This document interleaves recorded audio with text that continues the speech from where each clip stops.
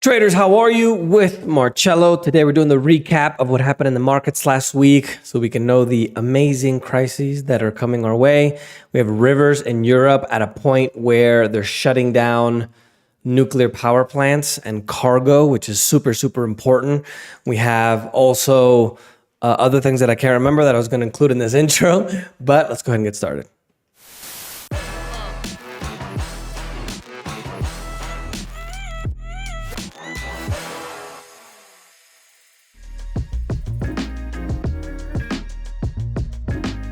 Indices in the United States had their best month in July since 2020. This is after the strong jobs report that cast doubt on the Fed will be able to shift away from its increases in interest rates. For the week, the Dow was negative 0.12%, S&P 500 positive 0.36%, with the Nasdaq being positive over 2%, with Canada being negative. In Europe, markets were mostly mixed. We had Russia and Turkey being the outliers, as most positive and negative. That's in emerging markets, are a little bit more volatile. Latin America with Brazil also mixed. Africa and Middle East was mostly higher. Egypt notched over 7%, which is a good move for stocks. And then in the far East and Asia and Australia, they're generally higher as well, as we had not positive news, but generally good sentiment, let's say, about the overall economy. Bitcoin and crypto news on Monday, the SEC, which is the regulator in the United States, said that they charged 11 people with a fraudulent crypto pyramid Ponzi scheme. They raised over $300 million from investors globally, including in the United States. The name of the company was called Forsage, and they claim to be a decentralized smart contract platform. Another big news, Coinbase, which is the biggest crypto exchange in the US, is now making an alliance with BlackRock, which is the biggest hedge fund in the world. They have over $10 trillion, if I'm not mistaken. And they want to be able to provide, BlackRock wants to be able to provide their institutional investors, which are big companies and funds and things like that, right? Companies and corporations and family offices, access to the crypto market via Coinbase's technology. One of the things that was really interesting as well, they're already starting pilot projects to be able to track food and trace food with the blockchain technology. Nothing wrong with that here. Why would we need to track all that stuff? It's not like they want to control us or anything. That would just be a conspiracy theory, right? Solana hack. Over $200 million was stolen from a crypto bridge. Think of it, I know most of you still don't invest in crypto. Think of it how you send the money from one place to another. The name of the crypto bridge is called Nomad. But remember when everybody was saying, Solana's going to be the Ethereum killer. And Bitcoin overall lower for the week. Most cryptos were. They went down 4.55% for the Bitcoins. And it's just about 23,846. But obviously, it's going to go up and down over time as well. Commodities. The Netherlands, the Dutch government declared a water shortage emergency after they had an unusually dry summer. Now, remember that the Dutch, the best builders of dams in the world, because 2/3 of the Dutch are living below sea level. Droughts can become a serious problem due to the fact that they have most of their transport is through rivers and barges, and they have dikes. And the problem is that a lot of times the way that they build these structures, they need the weight of the water to be able to stand where it is. Think of it like a dam, right? That kind of cement wall, even though it's not exactly how they do it in the Netherlands, but they do have them as well. So if they don't have that water, or if the water level goes down significantly, they can start to have a lot of infrastructure problems. I'd like to remind you that Netherlands is the second largest exporter of food in the world. United States number 1, Netherlands number 2, Brazil number 3. France and parts of England saw their driest July on record. There are situations now where, due to the water shortages, Italy as well, farmers are starting to have problems. They're starting to force restrictions on people as well. The rainfall in France was down an average of 84% last month. And the Rhine River, which is the border between France and Germany, which is a huge transport hub, now a lot of the cargo boats are dropping their cargo to 30% of what they were at full capacity, because if they don't, they're going to hit the bottom of the river.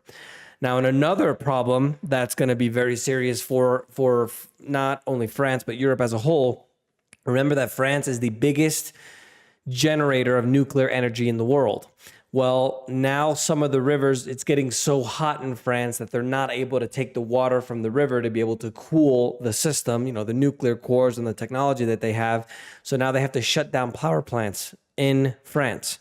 France being normally a energy exporter, they're running at about 44% capacity as of last Monday, which is a huge problem because Europe has an entire energy problem now that Russia's starting to cut back the gas and other exports. Big problem. Germany only has a few months to avert a shortage this winter, an energy crisis. 50% of the homes in Germany use natural gas for heating. And remember that the one of the largest pipelines in the world for natural gas, which is the Nord Stream 1, which goes from Russia to Germany, there's capping it at 20% capacity. There's cities, large cities in Germany. Remember, Germany being one of the largest exporters in the world, fourth largest economy in the world. They're starting to shut down hot water. They're starting to shut down lights in public squares, and they're even setting up heating areas for people to stay safe from the cold because the most likely scenario is they're not going to be able to heat their homes. Spain, the great socialist republic of Spain, is restricting people from putting their ACs colder than 80 degrees Fahrenheit. If I'm not mistaken, that's 26.6 degrees Celsius, citing, quote, a real risk of a natural gas shortage during the coming winter.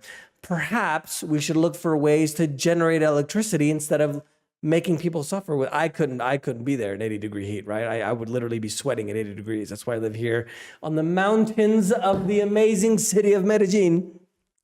Spain government has decreed that all shops, department stores, cinemas, hotels, and public buildings cannot have AC below 81 degrees Fahrenheit in the summer. That's 27 degrees Celsius, just a little bit below 27 degrees Celsius. And in the winter, they cannot heat above 66 degrees Fahrenheit, which is 19 degrees Celsius. I'm down for the winter. I'm not down for the summer. In the Socialist Republic of New York, drugstores are starting to put tin cans of Spam and ham, which are $3.49 and $3.99 in theft-proof cases because of the crime wave that's appearing in the city. Get out of cities. The preppers were right. Oil prices dropped over %.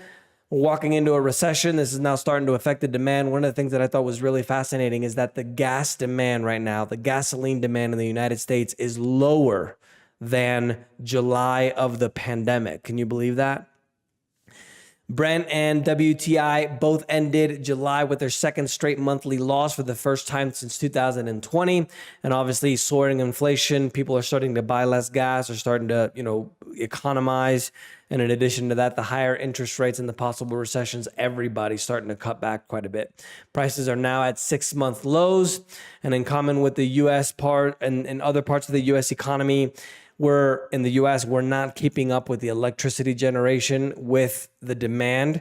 Since COVID, the demand of electricity has significantly increased and we're not generating more electricity. This is why, if I'm not mistaken, I believe November of 2020 during the pandemic years when I first mentioned to you guys, get ready for the shortages, the not only food shortages, but also the blackouts, because it's literally written on the wall, right? And we're having extreme weather, the dry situation that we have out west.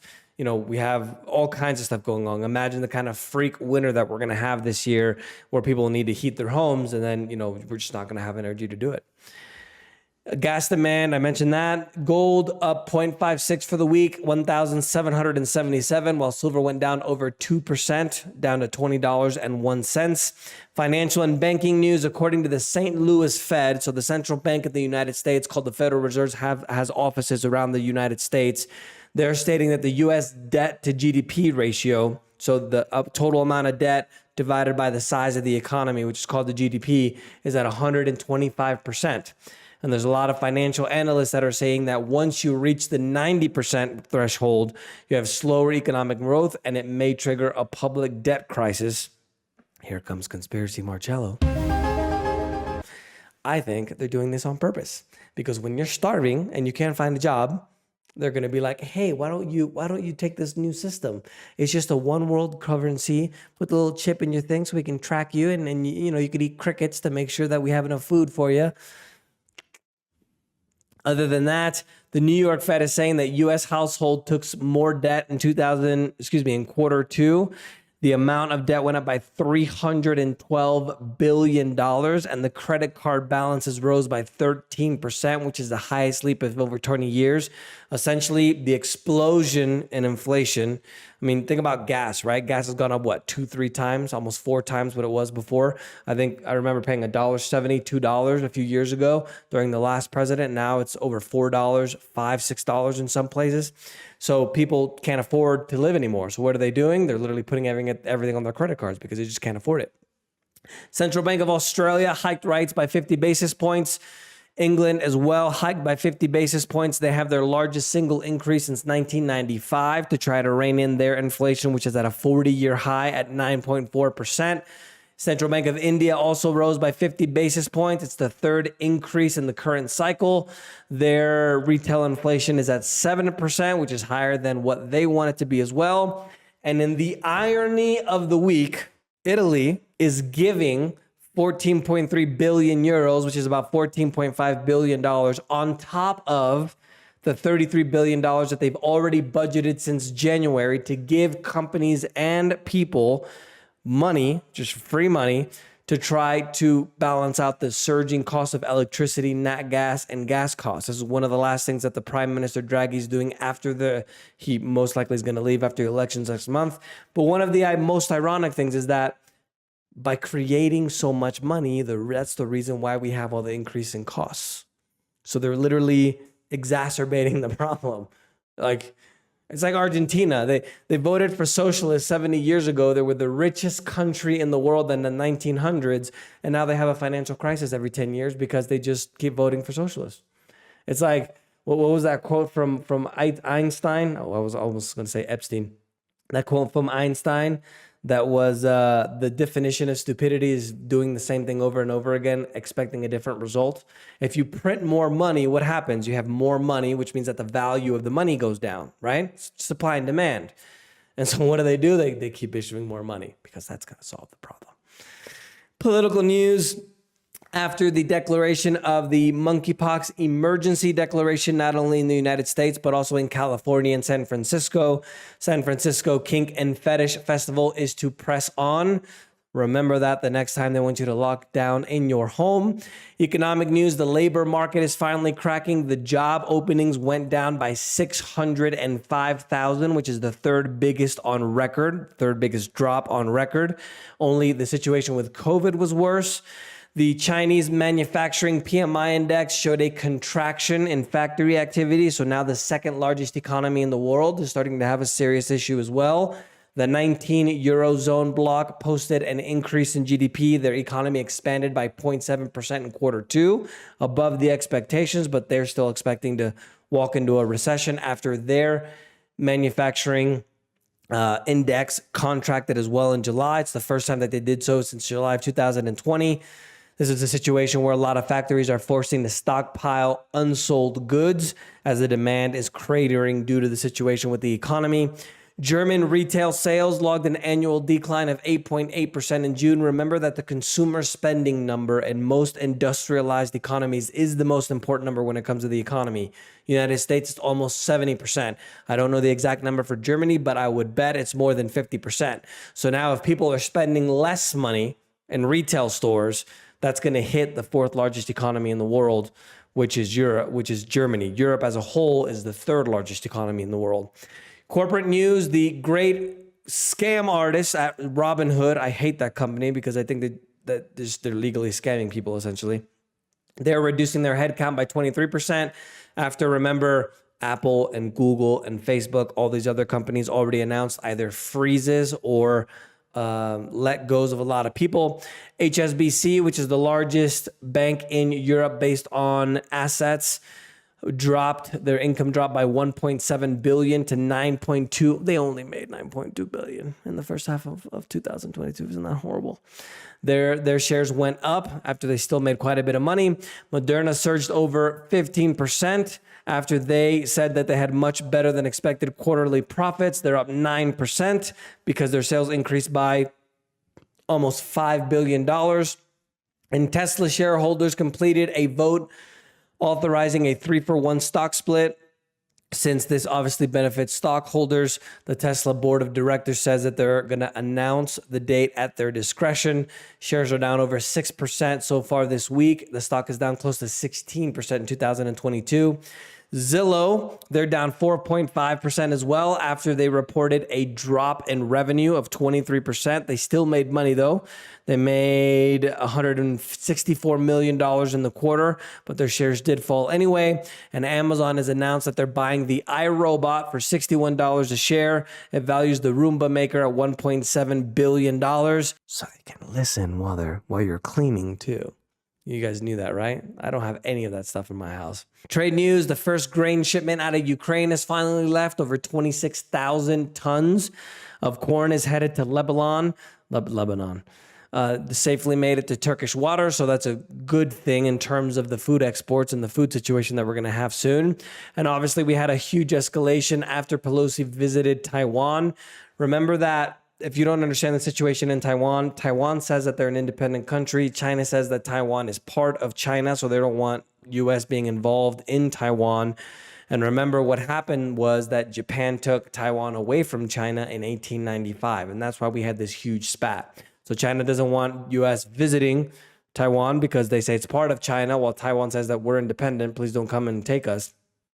But as I mentioned to you guys before, I think it'll happen in this administration because look at what a great job they're doing in defending Ukraine. Technology, the Earth spun at its fastest speed on June 29th, which made it the shortest day, and scientists are wondering why. The preppers were right. Got something here on my neck. Don't know what it is, but I keep feeling it. U.S. Houses of Representatives, remember that Pelosi visit? I just mentioned that as well. Russia stated at the UN on Tuesday that the conflict in Ukraine doesn't warrant the use of nuclear weapons, but it could decide to use one in response to direct aggression by NATO countries over an invasion. Speaking of NATO, Sweden and Finland were officially approved in the resolution in the Senate by 95-1 to join NATO. And some 200,000 Japanese residents are urged to evacuate on Thursday after there's been dangerous flooding, which can increase the risk of landslides. There was a huge, I don't know what 25 meters is in feet, but we're talking about something like probably 250 feet. Hold on, let me do the math real quick for you. There was a huge, not landslide, but a huge socavón, just a hole in the ground. I forget what you call it in English. I always do the videos in Spanish first. So, all right, let's see, 25 meters to feet. Here we go. There was a huge hole that opened up in Chile that was 82 feet wide. And this keeps happening more and more frequently. I've been seeing it a lot more frequently in the news. Bridges are collapsing in Japan, and also rivers are bursting their banks due to the exceptionally heavy rain. And in unusual facts this week, 2/3 of the Great Barrier Reef in Australia is seeing its highest amount of coral in the last 36 years. A lot of people still say that it's vulnerable due to mass bleaching. And obviously there's a starfish outbreaks which eat the coal essentially. And a rare hummingbird was rediscovered here in Colombia. It's the largest hummingbird in the animal kingdom. It's called the Saint Marta sabruing, and it's only found in the coast and the mountains in the Sierra Nevada mountains in Santa Marta. That's the news for this week, guys. Let me know if you guys have any questions. Don't forget the preppers were right. Hope you're preparing. We'll see you next week.